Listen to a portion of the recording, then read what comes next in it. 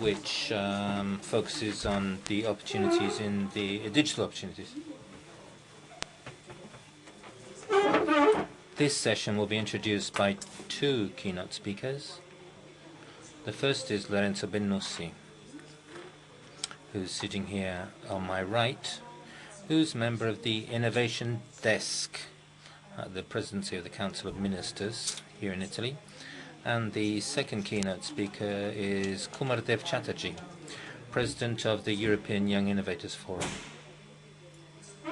As usual, after the presentations from the two keynote speakers, we'll be holding a discussion, and as in the first session, we'll be giving the time available will depend on the number of speakers who ask for the floor.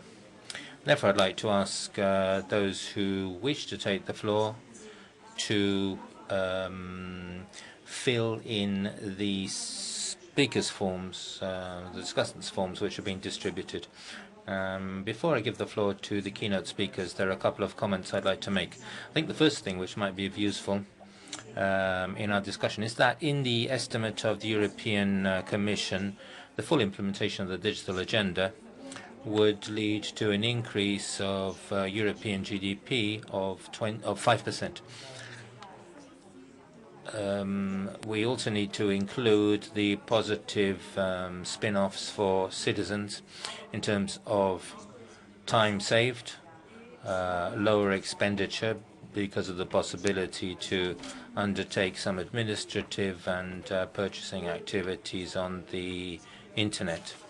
This would also contribute to simplification of dealing with public administration and public services. Despite this, and despite the intention indicated by the European institutions to implement digitalization with the digital agenda, which was begun in 2010, a lot remains to be done in terms of construction of the infrastructures required. So substantially, we have a digital agenda, but we don't have a real European policy or true European digital market.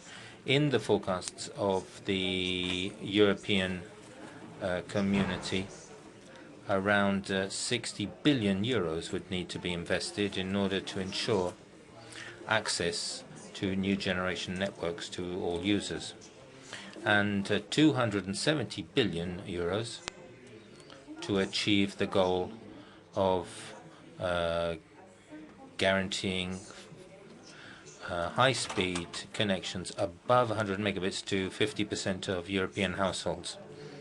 These are obviously resources which not all, and perhaps not the majority of European states have, and therefore there's a need to clarify which scope there is, and this is something we've already discussed, for more decisive intervention on the part of the European institutions. Also, considering the 300 billion investment plan, perhaps, which was referred to by the new president of the community, Juncker. And yet, as I've already said, the European Union indicates that around 1,200,000 new jobs would be generated by the completion of the digital agenda.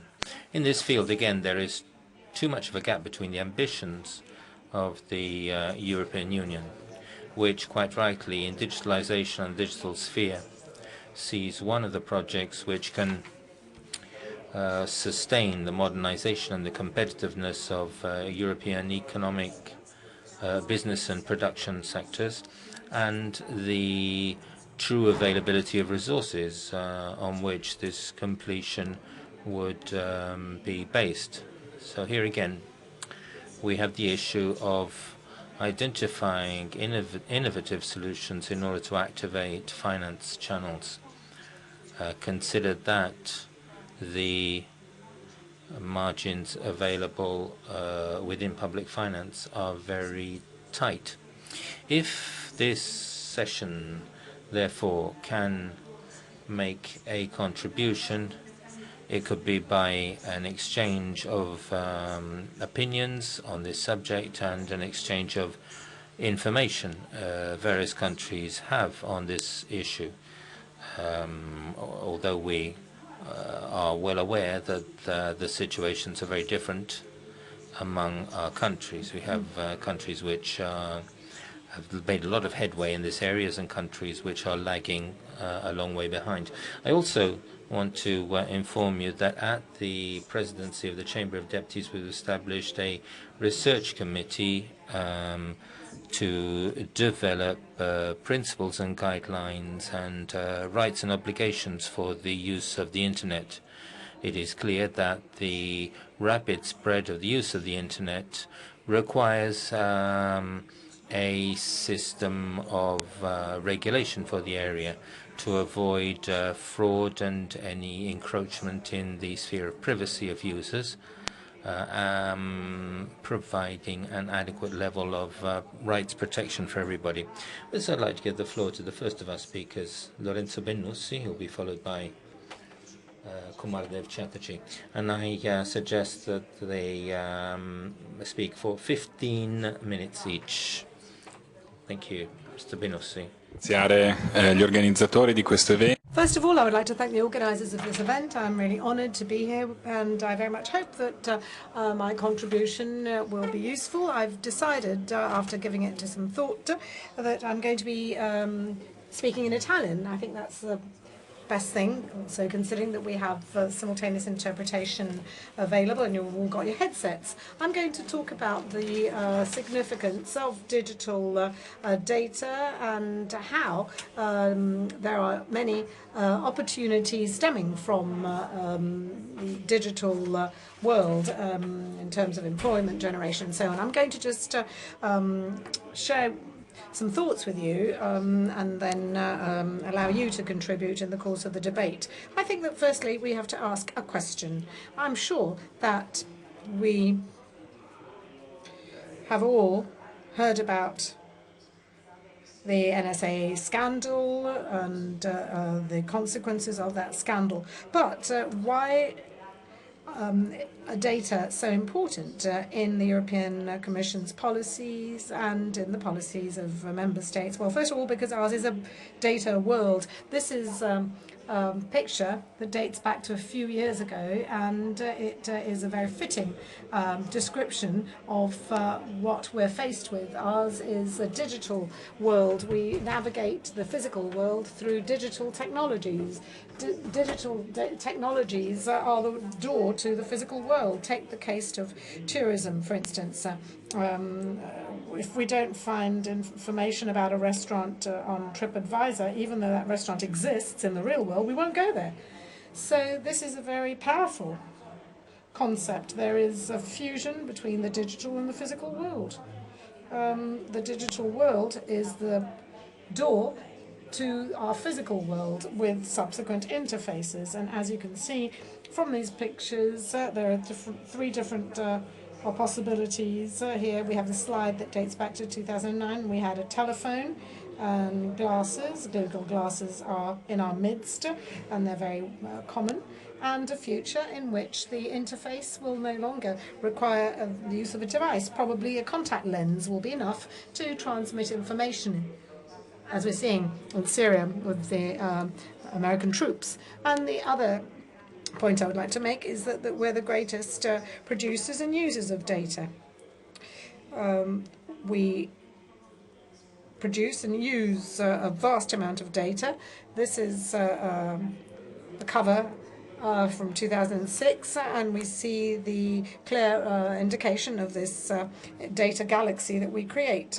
Obviously, Google uses data to create the maps of the digital world as well. We have a digital world which is developing to a very significant extent, and developing the map of this digital world means generating value, as I said earlier. If we fail to find something in our digital world, we assume it doesn't exist. So digital mapping is of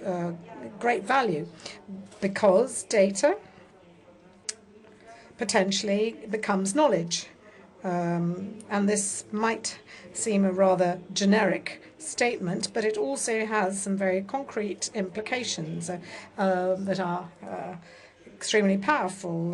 For instance, Alibaba's IPO is the greatest ever, and this is a Chinese e-commerce website, a fully digital web concept, in other words. We have a fusion between that which is real and that which is digital. We talk about data in general, but there are different kinds of data, and we have to consider that we have the big data. We have three kinds of features in the case of big data. Firstly, volume. In these last few years, we've been producing more data than any time in human history. The data varies considerably. We're talking about data on your Facebook page or geopositioning on your mobile phone, personal data, real-time data, and that's the other thing. And this is a huge challenge, an enormous technological challenge, therefore, as we will be seeing later. So certainly we have to take this into account and understand the properties that are involved. And then we have personal data. I don't know how many of you have bought iPhone 6, but there is an application called Health, which measures the steps you take. I can input my diet, my biometric parameters, and automatically I can see how many calories I've consumed. And this is a metering of our being. It's a huge production of detailed data on who we are, what we eat, what we do, and what our state of health is. Then we have social media data. Here we see the social media. Abbiamo anche lì dati diretti e indiretti, i dati che pubblichiamo e i like, per cui le nostre preferenze. We have to consider our preferences, the graphs, which characterize us. And here, for instance, we have to publish a huge amount of data and an enormous amount of relational data as well. And then we have things. And I've used this image because it is typical of a digital city in which we have the Internet of Things and the Internet of Data. And this is a huge policy issue as well. We're not just talking about organizations and people as data producers. Sorry, I seem to have a problem with the computer here. And we have open data. I have worked at a European and an Italian level with open data. Open data are free, open, and usable. And these are the answer, the public answer to this deluge of data that we're faced with. And then we have linked data. And these are an answer to the growing complexity of the number of available data. This is a map of the linked data universe, and the interesting thing is that we've got DBpedia at the center, Wikipedia. And this is a model in order for us to describe data and in a more organized way and to make the data machine interpretable. In this digital world, there are machines, and we have to create systems and instruments that make it possible for machines to process the data easily and that enable us to have these semantic links that would otherwise be impossible. So data is everywhere. We are data. There are different kinds of data, but why are data so important? And here we have two McKinsey reports, one on big data in 2011, and this is conditioned from Aspen onwards global policies, and the other is a 2013 report on open data. I don't think these are particularly reliable or accurate. We shouldn't consider them as infallible, but there are 3 trillion as an approximate potential annual value from open data, and trillion is an economically important figure. And the other is about employment. So 140 to 190,000 more deep analytical talent positions. We're talking about data scientists in this case. We're talking about very vertical skills on the analysis with new technologies and new systems. And this is a huge market.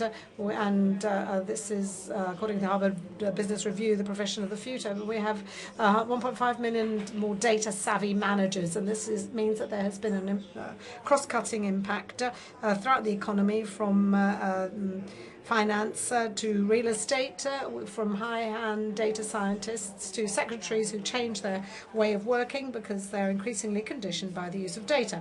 Data have changed the market, or rather have generated a new market, because data become a service. Everything you see here are apps. Apps are dumb, device-based software, more or less dumb software.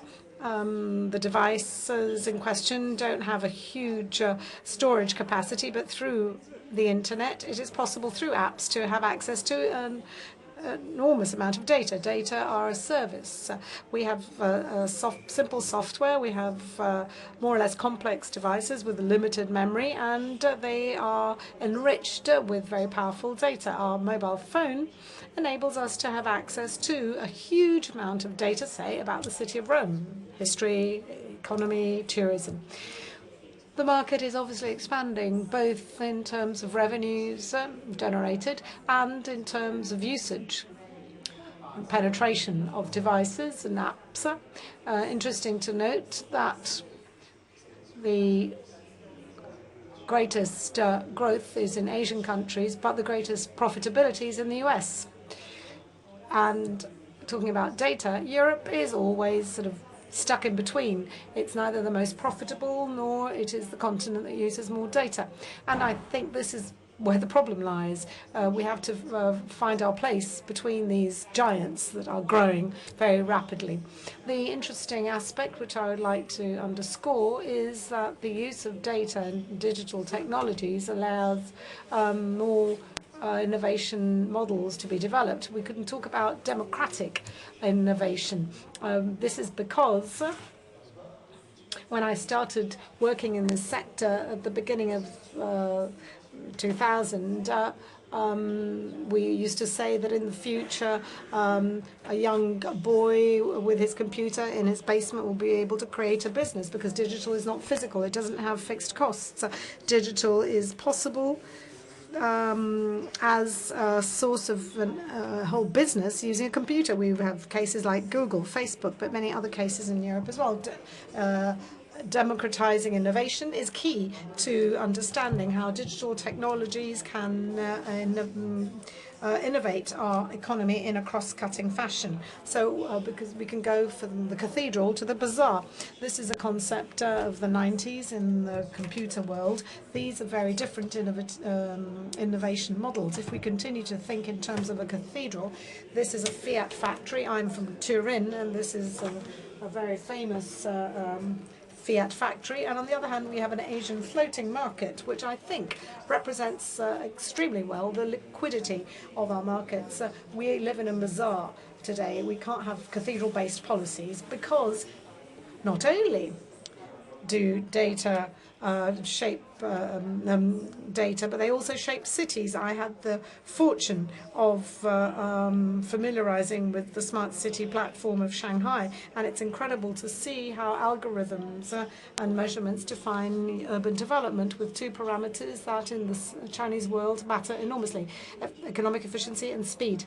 And this obviously has its consequences, and very powerful ones at that. But it is interesting to note how data not only can replicate reality, but they can influence. Data changes politics. This is the first man who used powerfully and systematically and effectively the potential stemming from digital technologies, with the right balance between the real and the virtual, because of what we said earlier. These realities are such that you can contact citizens through a social network, on email, and then have a physical part. And then we have, sorry,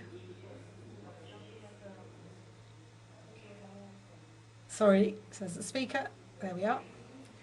So This is what characterized the Obama administration, and this is the concept of open government.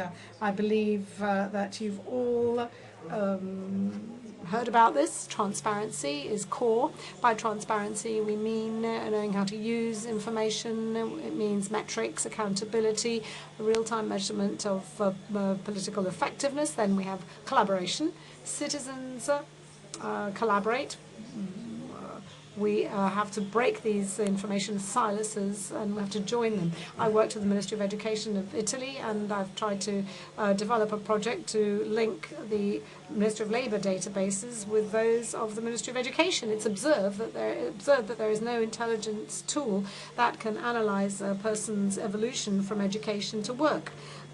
These are concrete operational challenges ahead. Collaboration and then participation, because in this world of democratic innovation, citizens are the first to innovate. Intelligence is outside the administrations and not within the administrations. Consequently, or not necessarily within organizations, so we have to give citizens instruments so that they may innovate, so that they may know what their main needs are. Now, the point is that there is a huge amount of data, but how can we improve our decision-making process? It's not necessarily the case that more data can improve our decision-making. I like to quote Luigi Einaudi in this because he says something quite important with respect to knowing, and there is no algorithm in terms of ultimate optimization that can enable me to understand what is the best urban city plan for the future of Rome, Paris or Oslo. We have a situation in which, on the one hand, we have data, we apply the data to models. These models lead us to decisions, and this is wrong, I'm sure about that. But if we can turn this into a recursive process and improve models and feed the data into the models again, then we can really create this loop, an infinite loop that enables us to improve our decision making. So we shouldn't stop at one algorithm, one software product, or one analysis. We need a continuous process that can, at the end of the process, feed back into the original data. And this is shown even more clearly in the world of open data, where the fundamental concept is sharing. The great advantage that the open data model provides us is the possibility of sharing information with citizens in a process characterized by information, debate, learning and participation. Today we are used to having a dashboard at an individual level. We want a government or central dashboard, and if that is not forthcoming, we will go somewhere else for that dashboard, an association, a journalist, whatever. But this could be very risky if it is not regulated in a sensible fashion. The only possibility we have to break this deadlock is to underscore the aspect of sharing. We have a huge analytical capability, but this must be shared, because this is the only way of combating the growing complexity of things. And by way of conclusion, a final question: how can I promote a healthy digital economy? These are the indications provided by the European Commission in its communication number 442. This is the so-called Bible for big data in our continent. These are all very appropriate statements, but there are three important words: competition, deregulation and engagement. Competition. We need competition because these models are disruptive, because these are models in which a social network of Uber drivers can potentially destroy the taxi drivers market. This is something that Italians are feel a bit strongly about. This is an extreme provocative example, but we certainly need more competition. Obviously, the development of the internet requires reform of the media systems. Obviously, if we want to systematically promote digital television, second, third, fourth or fifth generation, we're going to leave somebody out. We don't have Netflix in Italy. We have it elsewhere. The money that is spent there cannot be spent elsewhere. And then deregulation, because we need a lean policy-making approach. And this was pointed out very effectively by other speakers before me. We need a real-time analysis, monitoring, and we need to be able to make mistakes and to learn by making these mistakes. And we need participation or engagement, because systems are becoming so complex and so interlinked that unless we're capable of developing a common digital ground, and that's why I talk about open data, a new citizenship, a new digital citizenship that is, we cannot overcome this institutional and economic deadlock that we're in. And hopefully we will be able to promote a demand-driven innovation, which is precisely what is requested. The concept that matters the most is the following. Europe is often stuck in the middle. Europeans are unable to fully express their potential on the whole. And I think this is the most significant take-home message of the communication I mentioned. We have the possibility of creating a personal data space. Each of us can create a data space. We've already understood this. If we give citizens the capability of using this data space at an economic level, or to enjoy their rights, or promote a model of sustainable growth which is not just algorithmic but also includes some elements of quality, then possibly we will be able to find the way to make an impact at a global level. Maybe this is how technological solutions and concepts can be best adopted. And by way of conclusion, I'd like to focus on 4 key elements that are necessary for change. Data, modify technology from a hardware and software point of view, because we need to tackle and manage complexity. Data have a huge impact on the market. And this is the only way of exploiting emerging markets, i.e. public-private partnerships. We are a small continent, all things considered, and this is necessary for us to have a sufficient footprint, sufficiently large footprint, rather, at a global level. Data have an impact on policy and politics, and they make for greater transparency, monitoring, and they regenerate trust once this was based on ideology. And lastly, data can have a huge value, but this is true only if we don't consider them as technologies, but as a way of tackling emerging societal challenges in the fields of health, environment, mobility, social innovation, labour, so on. So data are an instrument not to create a parallel reality, but to objectively modify our reality, with the hope that they can be tools to ensure that innovation can be more democratic on the one hand, and that they could allow for innovation of democracy. Thank you. Thank you very much. And now over to the second speaker for the afternoon session. Thank you. Over to you, Mr. Chatterjee.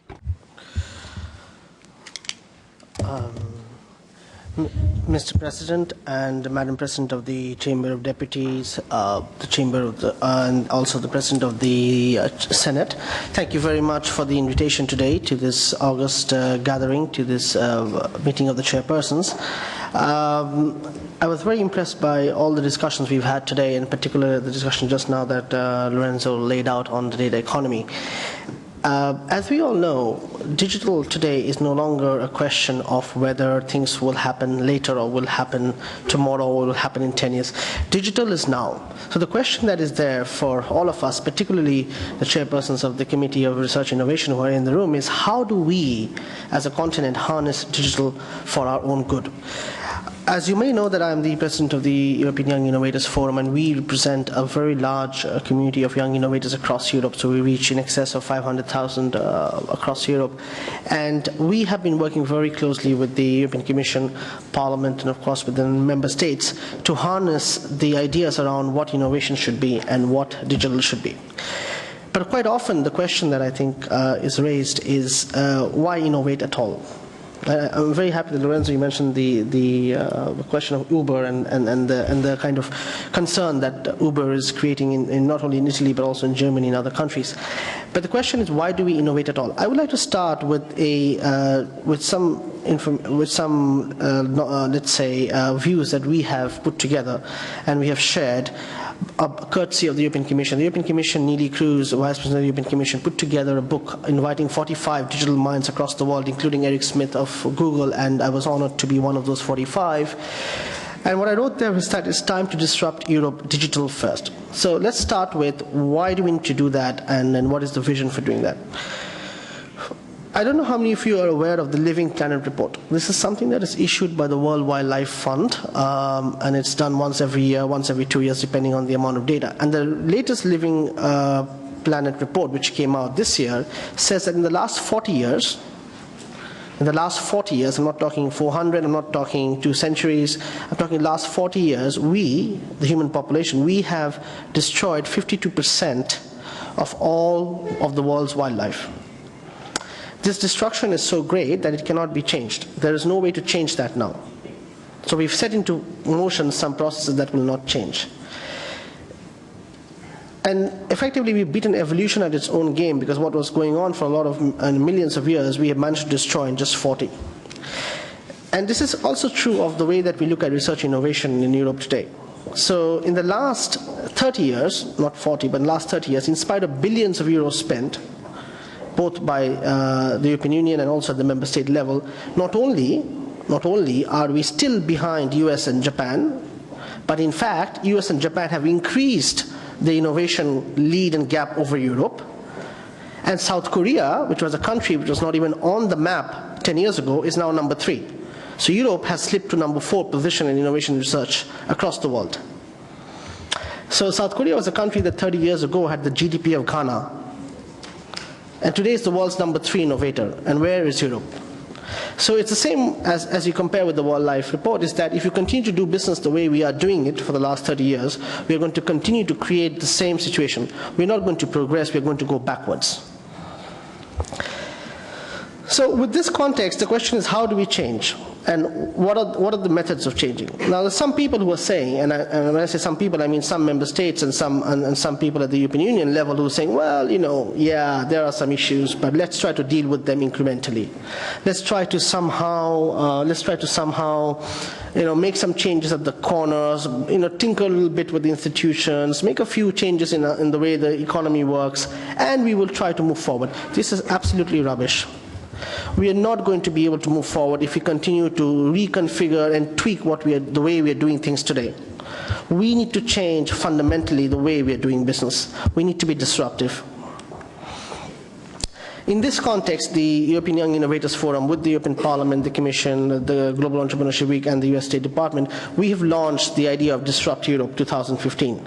This is a vision, it's a concept, it's an year, it's open to everybody to join. And what we want to do in this, with this message is to say that we need to have change that is fundamental, not only in the way that we do business, but the way that we think about a business. We need to change our mindsets. We need to go at things on a different level. So what is it that we are trying to do? First of all, you would notice that in the last 30 years, the two issues that we have, the two major issues that we have, is that one, we are societally very averse to risk-taking. So that means us, our children, young people, the message is don't take risk. Risk-taking is not cool, it's bad, it's something you should not do. Follow the path. Follow the established ways of doing things, get an education, try to get a government job somehow, and the state will support you and you'll be a part of the state and life will go on. We know that this is not going to happen anymore. This model is over. At the same time, if you want to take risk, if you want to be forward thinking, you will find that the mechanisms, the institutions will block you. So I'm not talking here about, let's say, Spain or Portugal, Italy, but even in Germany, if you are a young person trying to set up a business, and you set up a business, a digital business, and you fail, which is the case of 90% of digital businesses, you will be, not only would you be marked bankrupt, you will be put on a credit blacklist, which means that on your personal level, you can't even get a loan or get a house or buy a car or do anything. So risk-taking is fundamentally blocked or is sort of discouraged. So that's a response that comes from our banks, from our institutions, the way that we think. It's a combination of these two reasons that we have slipped behind the Research Innovation Index. It is absolutely canard to think that just because we spend money, we are going to be more innovative. That does not happen. That has not happened. Look at the devices in front of you, in your pockets, in your cars, in your homes. How many of them have been invented in Europe? Less than 1%. Your phones are probably invented in South Korea. Your computers are probably invented in Silicon Valley. The things that you use every day are invented in the US, or as Lorenzo mentioned, if you're buying something, it's probably coming out of Alibaba in China. That is the reality that we are unable to see, unable to face. And we think that just by spending money, we are going to change that. We are not going to change that. We need to change the way we are thinking. We need to be disruptive. So let's look at how we can do that. Let's start with the vision. I'm going to start with, let's see if I can move the slide. Yes. So this is the vision that EYF, the European Young Innovators Forum, have put on the table. This is our vision for Europe for Startups 2020. We call it the Disrupt Europe Vision, and this is the launch of that.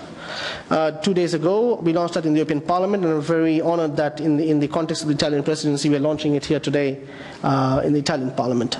It's very important that the member states are a part of this vision. So what we would like to have is effectively 250,000 new startup jobs per year by 2020. If you compare that with the current numbers from the OECD, and I think the Minister from the OECD was here this morning, he presented some numbers, you would see that this is far away from the reality today. I mean, the reality today is roughly 40 to 50,000 jobs in the startup sector. We would like to have 10,000 new startups per year. The current number from the European Commission's own statistics is about 3,000 to 4,000. So we're looking at a 2 to 3-fold increase. 2,000 of these have to be seed funded. Now, this is a critical factor. You cannot, as a society, expect to be innovative and research and succeed if you're not ready to invest in your people and in your companies. You cannot say that go ahead, be innovative, take risks, create great products and services, but hey, there's no investment to follow. And who's going to invest? Is that the role of the state? Of course not. It is the role of the markets. It is the role of investors. But it's the role of the state, and particularly institutions, to create the framework for that to happen. You're not going to invest in a company, you're not going to invest in a startup, you're not going to invest in growing something if there is no way to exit in that market. Right? What we would like to see by 2020 is, in fact, the fact that not only are there 2,000 of these what we call seed stage funded, i.e. early stage, but also 1,000 growth stage funded.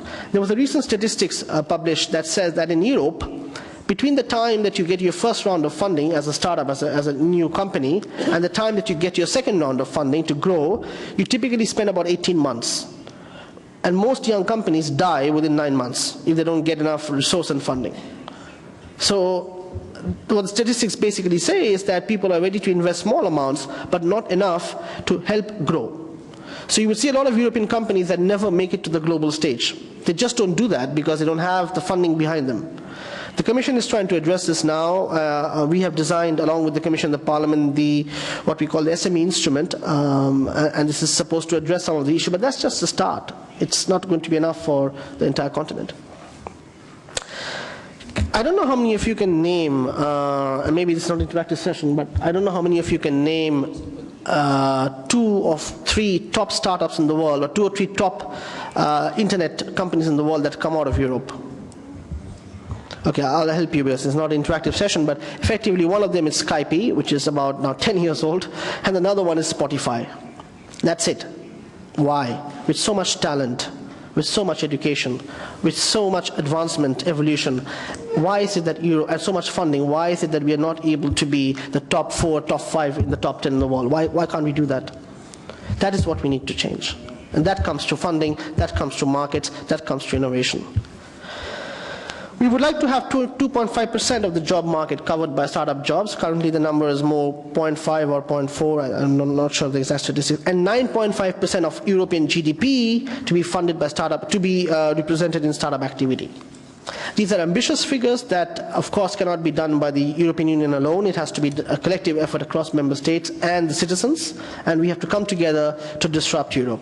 So let's try to do that. And I offer now, in the limited remaining time that I have, because I understand that we are running out of time, a few ways in how we can do that. Okay. Where you can take your time. Okay, right. Okay, thank you. Thank you, Chairperson. So how do we do that? The first step is to encourage young people to take risks. That is fundamental. If you're not going to have more ideas, if you're not going to have more people willing to fail, you're not going to have more successes. We have a problem with failure in Europe. We think failure is wrong. It's something that should be punished. It's exactly the opposite in the rest of the world. Failure is seen as a sign that you are able to move forward and try the big things. We need to encourage ourselves and our societies that failure is okay. Try to fail, because only then can you actually succeed and take risks. That's the first step. But it's not enough to just talk to the citizens, or not enough to say, hey, young people, go out there, take risks, have fail, and it'll happen. It will not happen. There needs to be an infrastructure, a framework to support that. One of the elements of that framework is role models, people who have already succeeded, who can then help others and explain to others what they need to do and how they need to do that. This is crucial. The contribution of role models and the contribution of those who have succeeded to help others step forward is crucial. And that needs a cultural mindset change in terms of, we don't want to be taught, we don't want to be taught, but we want to listen to what others have done and learn from them. And that has to be enabled. Third, traditional careers are important, of course. A bulk of the society will run on that. But how many of you have tried to go online to any website today and tried to click on that and say you are an innovator or entrepreneur? You will not find that in any job description, in any drop-down list on any website, because it doesn't exist. An entrepreneur is not a job, it's not an occupation. So we need to look at how entrepreneurship and innovation can be mainstream. It can be something that is equally respected as being a doctor or a lawyer or a politician. Although I don't know how much respect we as politicians have anymore in Europe. But the point is that entrepreneurship is not something you do between jobs. It's not some side activity. It is something that can be mainstream. And Lorenzo was talking about the fact that data will enable you to have a personal data space. Data is also important to help you create your own inventions. So, but you need to have the space to do that. You need to be able to say to people, I am an entrepreneur, this is my job. Third, it's important to have a pan-European framework that supports access to finance and single market. Access to finance, if you are an Italian company today trying to get some financing from a Swedish finance house, you will have innumerable issues, starting with regulation, but also in terms of the auditing constraints around that. There is no single European market for access to finance. It's fragmented, and that's why you have London that does very well, a bit in Berlin, a bit in Paris, but it's not European-wide. And it's not realistic to expect that people from all over Europe will move to London or move to Berlin or move to Paris. No. We need to be able to innovate and be entrepreneurial in our own member states. And for that, we need a pan-European framework that supports access to finance for SMEs, for startups, not just for the big players.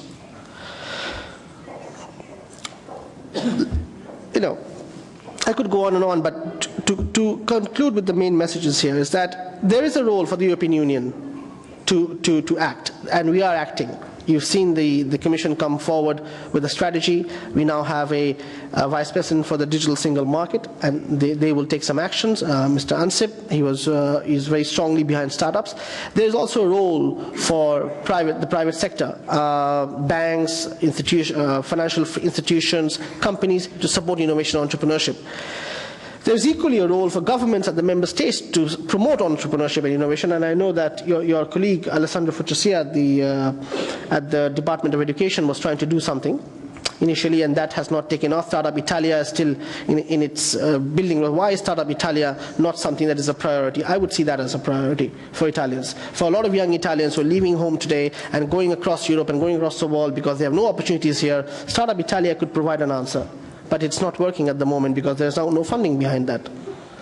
So these are the things that have to do, but fundamentally it's upon each and every one of us, not just in our roles, in our positions that we have within institutions, within the framework of government and within the framework of non-profit, but also as individuals to embrace the concept that entrepreneurship and innovation is good. Starting up is good. Failing as a part of trying to succeed is good.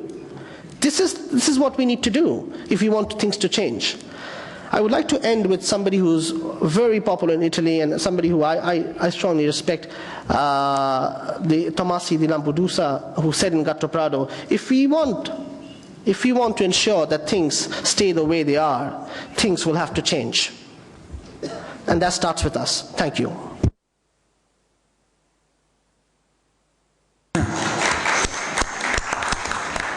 I would like to thank both speakers, and it is clear that these two presentations are complementary. I would like to add that, of course, I understand what was said about failure, because we know that unless you risk something, innovation will be weakened.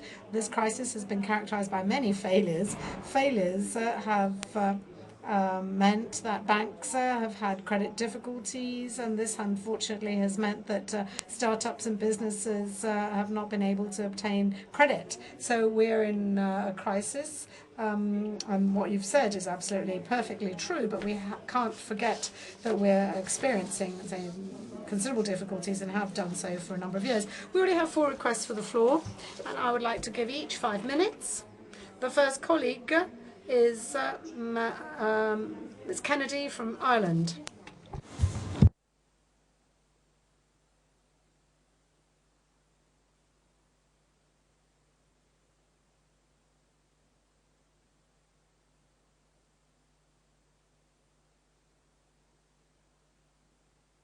Acceso il microfono? Have you switched the microphone on? Yeah. Thank you. I suppose I just wanted to relate this session to the previous session in what I'm going to contribute, but we are certainly in Ireland experiencing a skills deficit. We have plenty of innovative companies in Ireland, but we cannot provide the educated and trained young people to fill up those jobs. And so we were very happy when the European Commission initiative called the Grand Coalition for Digital Jobs was launched by our own Minister for Jobs, Minister Richard Bruton, when he was chair of the EBSCO Council back in March in 2013.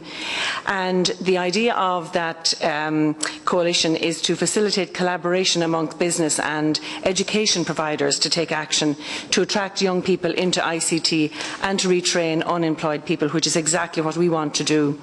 And so later in 2013, the EU Commission issued a call for proposals under the Progress Easy programme to deliver on skills for growth and jobs, with again a special emphasis on ICT.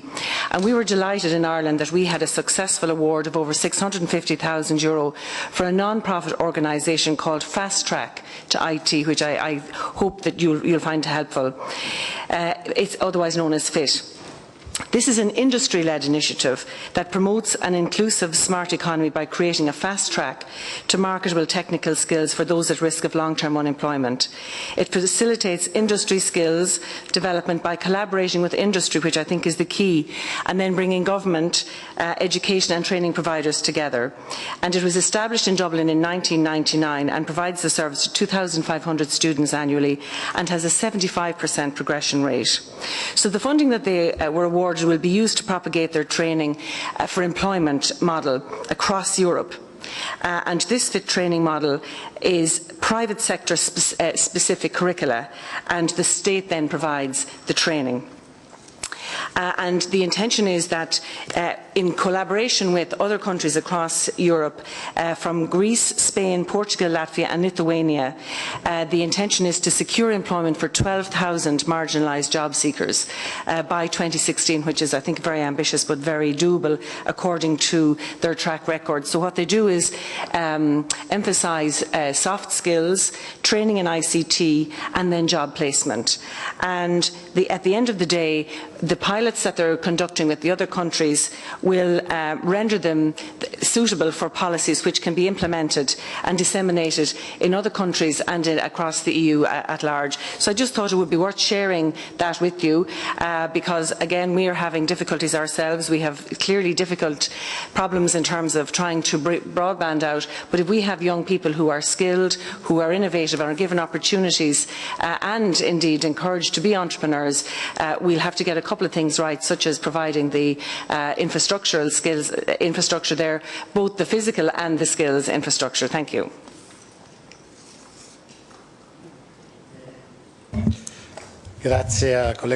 Thank you. Now I'd like to give the floor to Jānis Vukans, Latvia. Thank you, Honourable Chairman, dear colleagues. This time I will speak not only as the Chairman of the Education, Culture and Science Committee of the Parliament of Latvia, but also as the Vice President of Baltic Assembly, which is interparliamentary organization of Lithuania, Latvia and Estonia, and was established in 1991, just after our countries regained independence.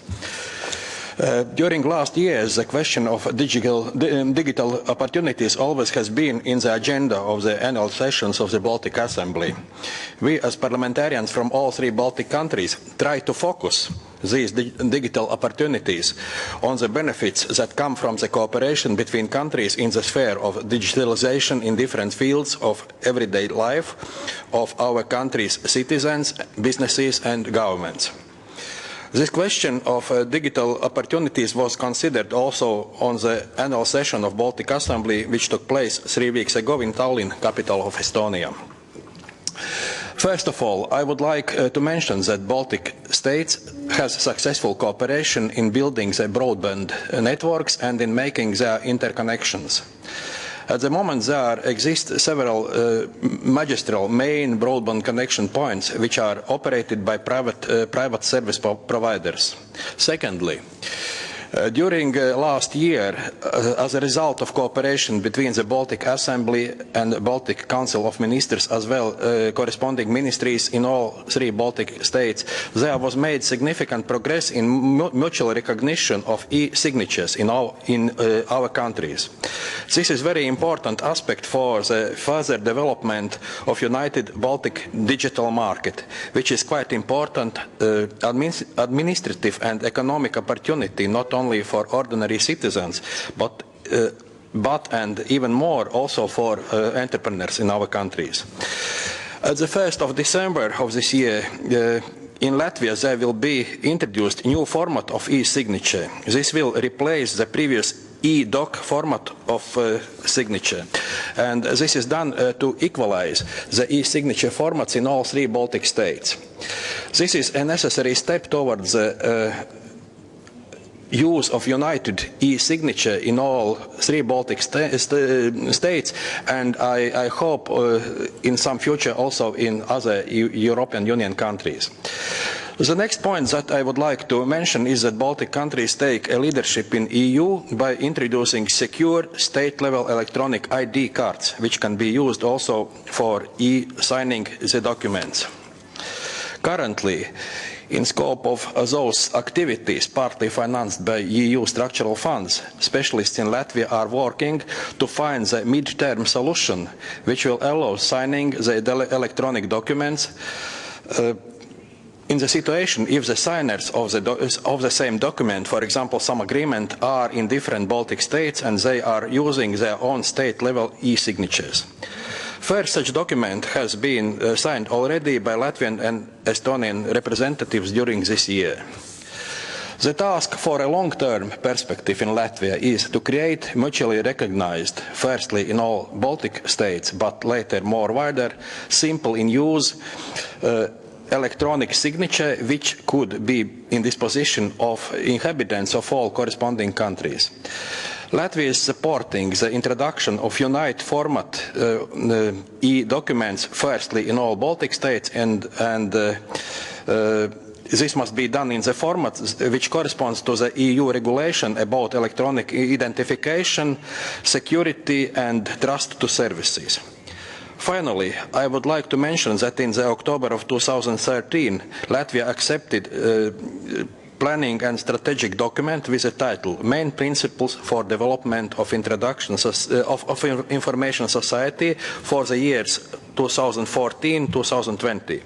One of the main theses in this document is introduction of e-governance system in Latvia. We are speaking about the common e-governance system. Of course, currently such systems have been operated in Latvia locally in some ministries, some local governments, etc. But we are speaking about common state-level system. So I will conclude with this. Thank you for your attention.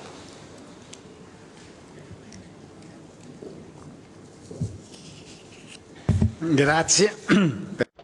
Thank you for this statement, also the statement coordinated between various parliaments. Now to give the floor to Vincenzo Bruno Bossia from the Italian Parliament. Thank you. I'd like to thank the keynote speakers and the chair. And it is a very important opportunity to discuss matters. We said that the European Digital Agenda by 2020 envisages that the EU countries have a 30 mega connection.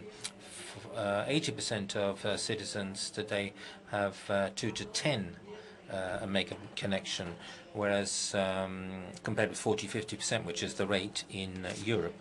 So we have low speeds, but also because we have low investments in fibers.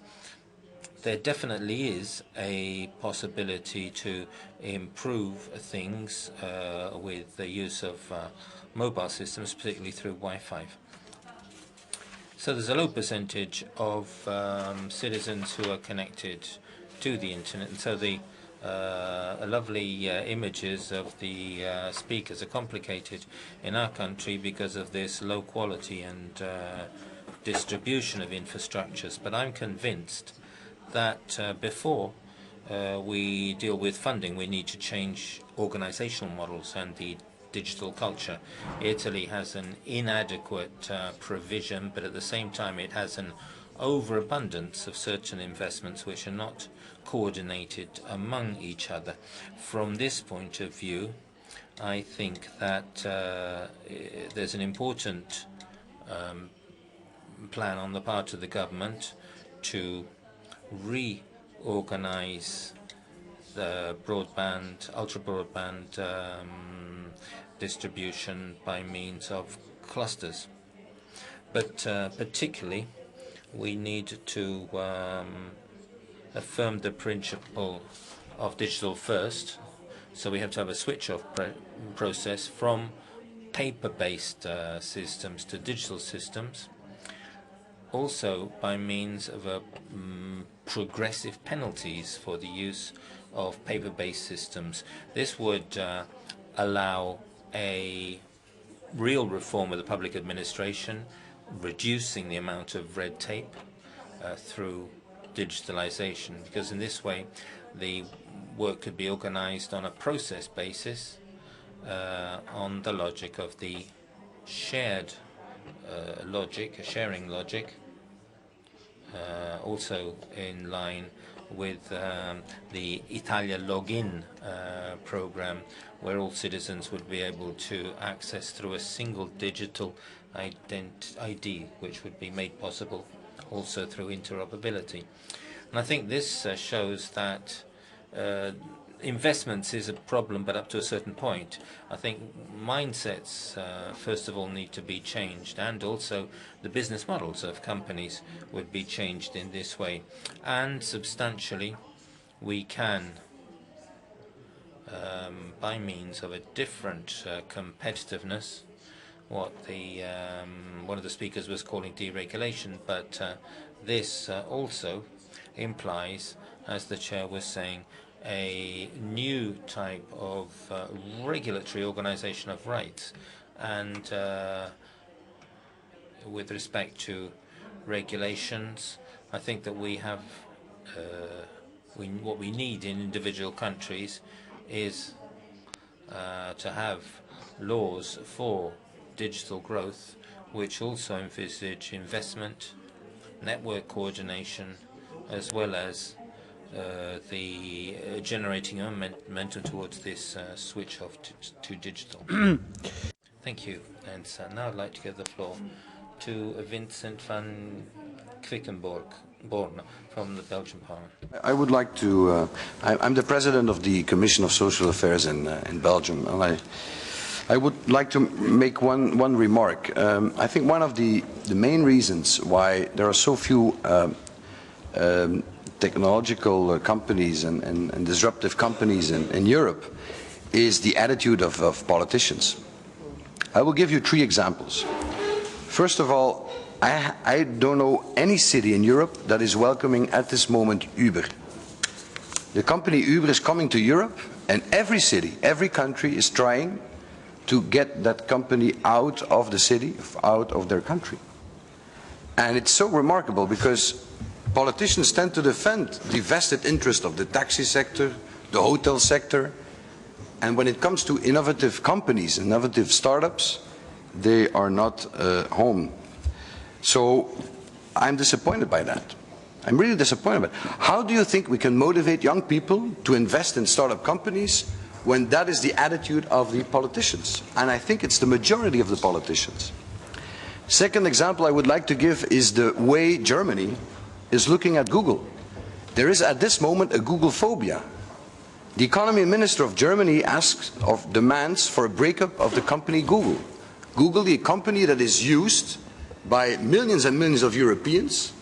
We have no search engine in Europe. It's an American. And of course the company has to respect the privacy rules and has to respect the rules regarding competition.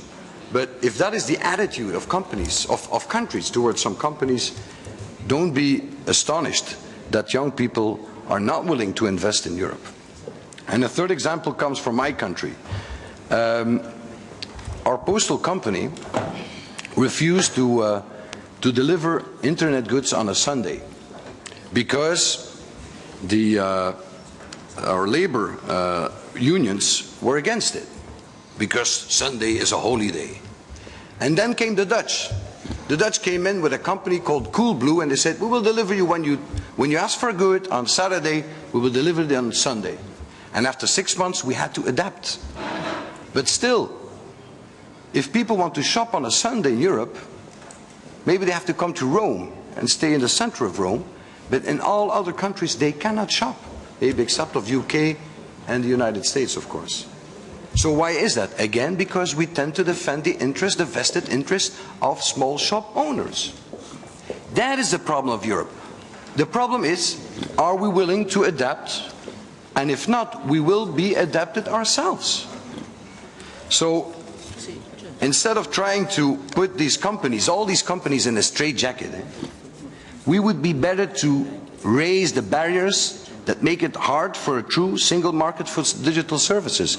If we want youngsters, entrepreneurs to be successful in Europe, let them try to defend their interest instead of defending the interest of the monopolies of the old schools, of those who do not want to change.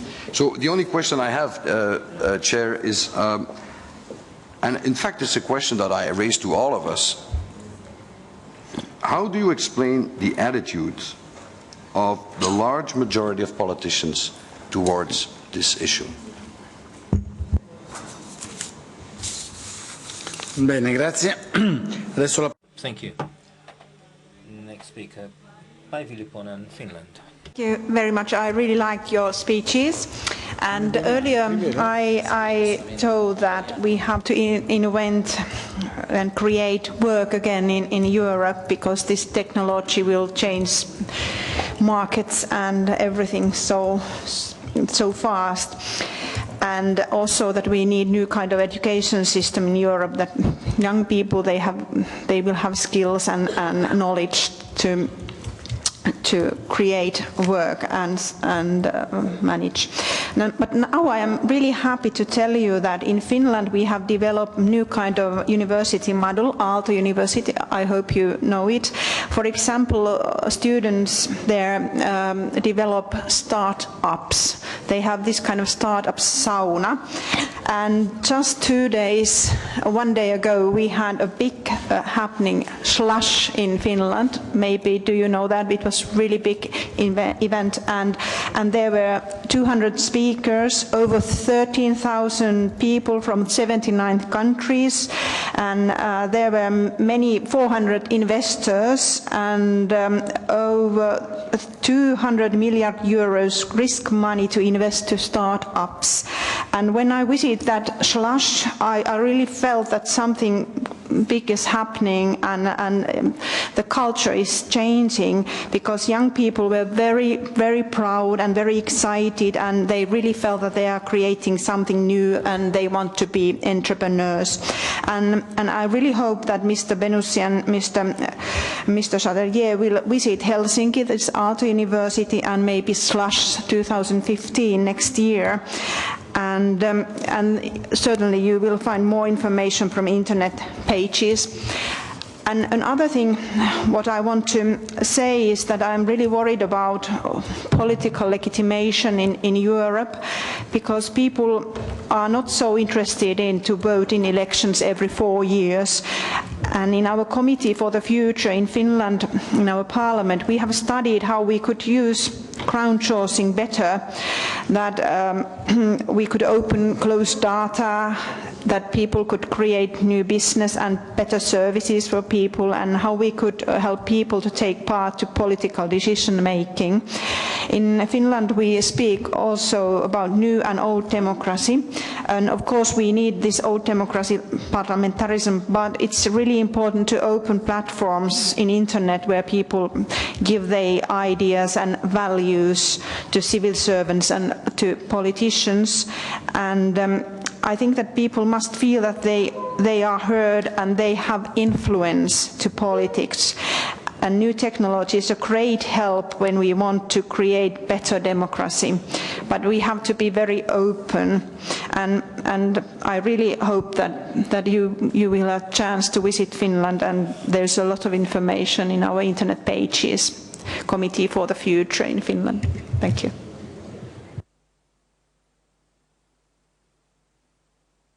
Grazie. Thank you. Diego De Laurentiis has the floor. Grazie, Presidente. Thank you, Chair.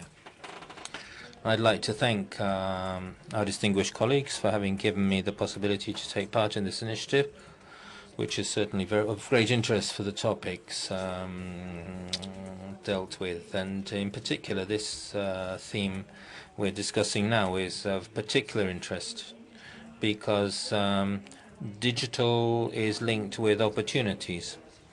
There's, in the public debate, generally very superficially, the internet is linked to risks in using the instrument. Very often, I would think, in other countries, but certainly in Italy, the headlines in the press equate internet with problems, or they emphasize that certain crimes have been committed using the internet. And in these chambers in the Italian Parliament, there have also been a number of bills which have been introduced to attempt to constrain these new instruments and to give a negative interpretation on them and the consequences they may entail. But today we're speaking of opportunities. We're trying to have a positive view, which many members of Parliament find it difficult to have.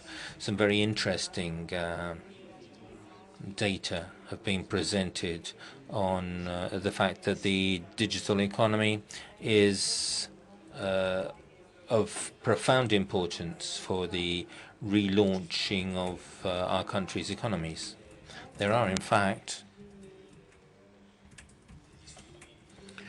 is in fact research on the part of economists, for example Jeremy Rifkin, who in a recent book spoke of a zero marginal cost society, and who's saying that the change in paradigm in the economy over the next 50 years will be so great that there will be a huge transition which will probably lead to the decay of the capitalist system to a hybrid system where cooperative commons will have a major role. Obviously, these are fascinating prospects and should lead us all to think about these issues. From my point of view, I can certainly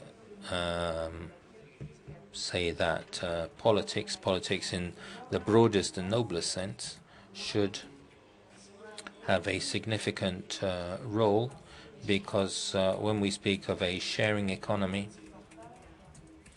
Currently, people are not thinking so much as the sharing of goods, which was common sense practice among our grandparents, but we think of systems like Uber and Airbnb, which provide shared services, but these services are managed centrally and are owned by digital multinationals, and this is probably something which was referred to by some of the previous speakers.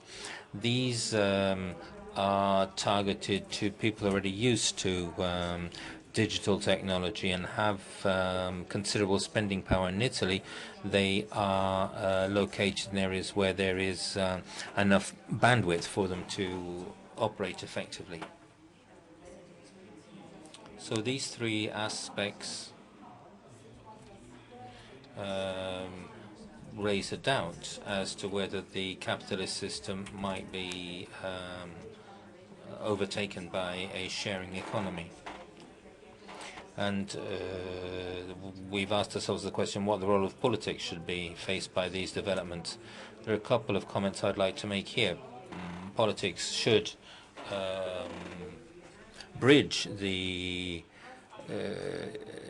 infrastructural digital divide, and we've presented a number of parliamentary initiatives as a group, and it's also important to act inclusively for digital education. So digital skill is something which should be spread through society. This takes time, requires know-how, and requires financial resources. I see, for example, that the Italian government in recent years, and this is just a fact, Italian governments recently have spoken much more about investments in bandwidth and digital distribution. And they've talked a lot about intentions to develop this kind of economy, but they have put very little into practice because our country, unfortunately, still prefers to emphasize a number of sectors which are declining. I'm speaking of fossil energy and infrastructures which are becoming obsolete.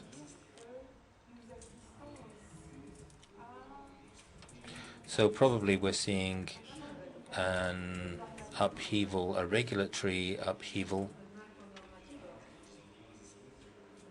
and legislative precedents are being established.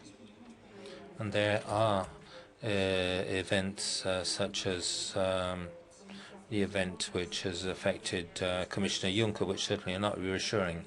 But this should not be a limitation. It should lead us to encourage society and its representatives to undertake a step change. Thank you. Thank you. So for the time being, I don't have any more requests from the floor. If there are no further requests for the floor, I would like to ask our keynote speakers to reply. Is that all right? So, Mr. Benussi. So I can pass through all your suggestions. I really thank you, because I think that your intervention really pinpoints some of the big problems we have, both as Italy and Europe.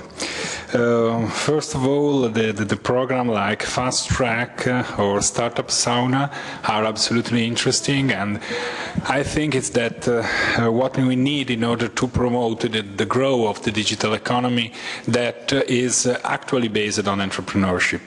That's one of the key points. I said disintermediation, so digital technology, and it's an economic theory that has been written in the last 15 years, 20 years, so it's not something new. We already know very well that digital technology help to the disintermediation of business, and that it's an incredible power, and the sharing economy is just the last label of this trend. So we have to teach the young generation, but also the oldest generation, about this possibility. They can disintermediate their value chain, even if they produce pizza. It's not something only related to high-tech digital products. The public administration, the role of public administration, the Baltic country provide a great example, and we have to follow. I've been working in digital sign-on processes, and I'm still working on that. It's kind of complicated in our country, but I think that digital first is exactly the point. It's not a matter of money, but it's a matter of processes. We have to change the processes, and then we can spend the money. If we start spending the money without showing people how the process is going to change, we are going to lose this money. And that's typical, for example, of Italy and in general in this policy. You start building huge systems, but without taking into account the interfaces and your users.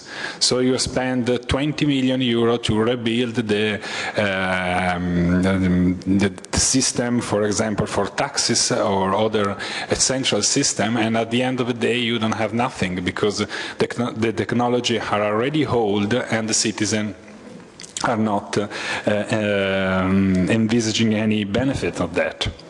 The problem of digital divide and broadband investment, it's very at the core of our topic. I think that digital divide doesn't exist. We have to start thinking that digital divide doesn't exist.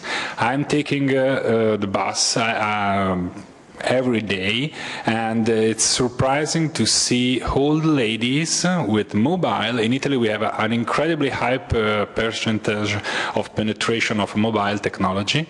So there is this 55 years old lady with her iPhone or Samsung looking at Facebook and watching Meteo, for example. The weather forecast is digital, and they know how to use everything, how to comment on Facebook and how to write and comment a picture of their nephew or things like that. So it's not a matter, it's an over-evaluated matter. Digital, we don't have to concentrate too much on digital divide. Of course it exists, but it's more cultural than technology. And it's always about the interface you propose to client or to users. Of course, if your interface it's terribly complex and annoying, or if the process, the digital process is worse than the physical one, nobody's going to use your digital service. Broadband, it's a myth. This idea of 100 megabyte, I think it's really a myth. We don't need 100 megabyte. We need 30 megabyte. The problem is that we have 6 megabyte. And the real problem is that we still have 6 megabyte, and we have been 6 megabyte for the last 10 years. We are not improving the capacity of the network. We have to use wireless, we have to use in general mobile technology, not only thinking of broadband, but again the problem is not money, but is services. We have to put services on this cable. For example, smart metering. We just think of connectivity as a way to transport information, news, etc., etc. It's a way to manage energy. It's a way to manage transport. It's a way to manage a city. And then the other, and then I think I'm closing. The other real important thing is the attitude of politicians. I really agree, and I'm really scared about the Google phobia. I'm really scared because it's going to be an autocratic. We have a famous politician in the past, unfortunately, that was really, which economics view was we can stay by ourselves, we can produce everything by ourselves. And unfortunately, we had it in Italy, in Germany, but it was Benito Mussolini, of course, and the end of the story was terrible. We cannot be isolated. We are living in a world where these platforms are already there, and the European Commission is trying to propose the new Google, and they've been trying to propose the new Google in the last 15 years, and nothing happened, and a lot of money were wasted in this process. I see a great battle on TripAdvisor in Italy, and I think it's terrible because TripAdvisor is the major resource the world has to come to Italy. And I'm sure there are some unfair conditions that can be perfect, but those platforms are a great resource, and we have to invade TripAdvisor with Italian information, not close TripAdvisor. So I absolutely think that what your contribution can be in this battle is trying just a little bit to change the attitude of politicians. Thank you. Okay, so a couple of comments. Mr. Van Quickenborne, I mean, you in fact launched us at the European Parliament 4 years ago, so it's interesting to see you back here on this in this meeting in this way. But I think the comments that you made and the comments that were made by your colleagues from Finland were very correct, in the sense that where is the energy, the investment, and the ideas coming from? That is the question. Is that going to come from abroad? Is that going to come from books? Is that going to come from some mythical creature? No, it is going to come from the young people in Europe.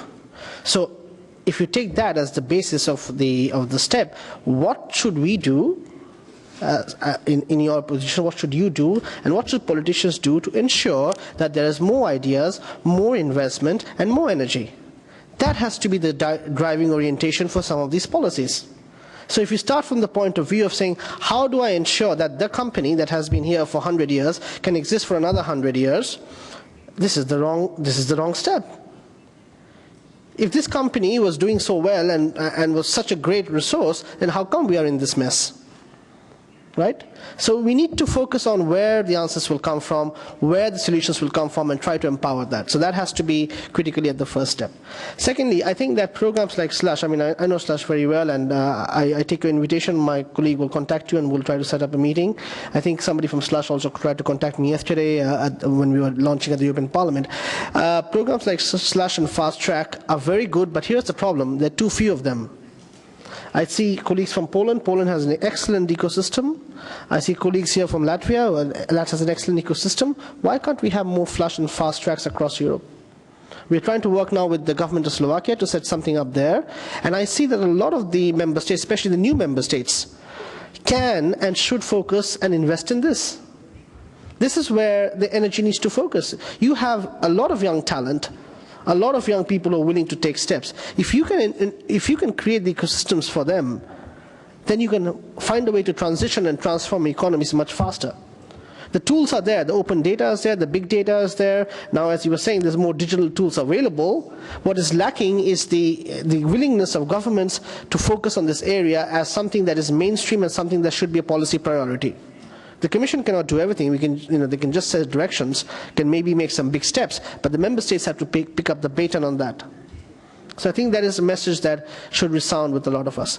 Then comes a question on the broadband thing, and it's interesting when you talk about the broadband issue, particularly in Italy, is that I have a very famous friend, Andrea, who heads the Center for European Policy Studies in Brussels, and he says for many years in Italy we believed that we didn't have broadband because the country was too narrow and the mountains were blocking it.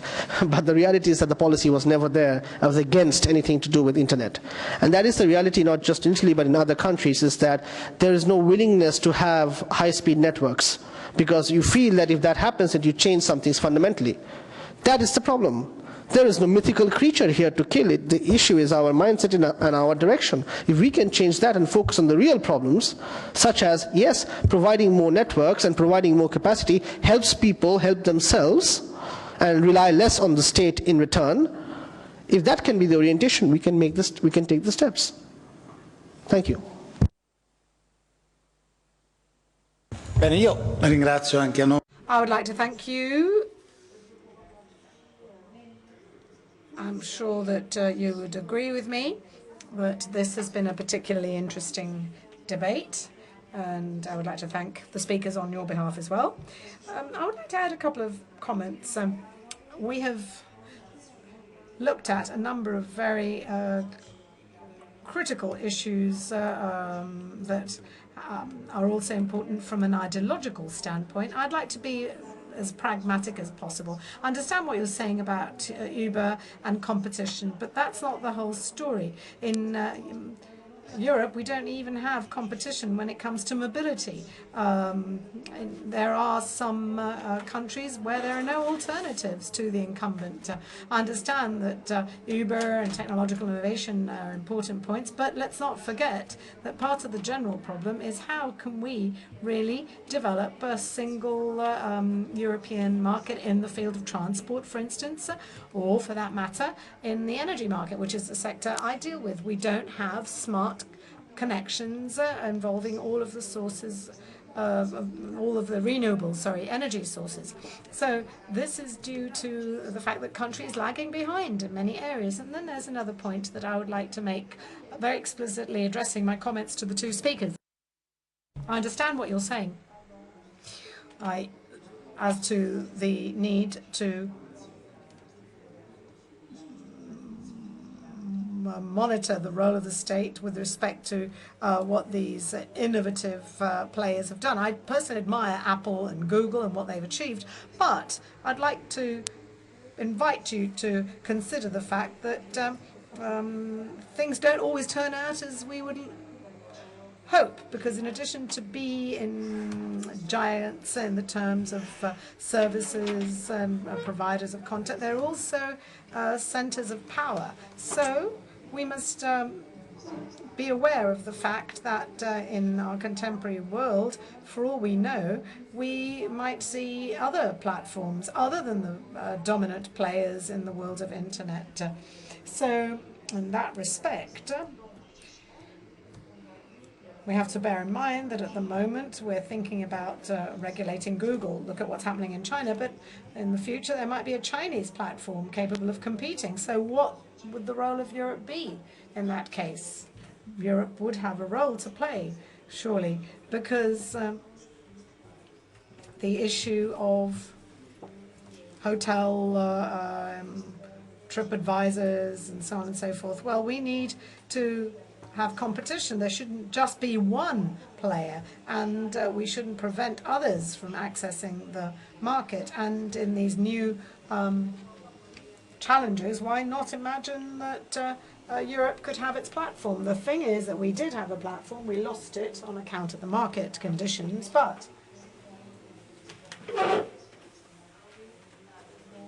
let's bear in mind that in the interest of governments, in the interest of rules of the market, the world might be a little bit more complex than we might be led to believe. And this is just a remark I would like to share with you, because my impression is that tomorrow's world is going to be a little bit more challenging, a little bit more complicated. Suffice it to mention what's happening in the Middle East. So at times our excessive optimism does not allow us to see this. I'd like to thank you and inform you that drinks will be served immediately outside. Dinner will be served at 7:45, and we will be starting our meeting at 9 sharp. Dinner will be on the ground floor, but we will all go together once we've had our drinks, which will be served, as I said, just outside here where we had our break. Thank you.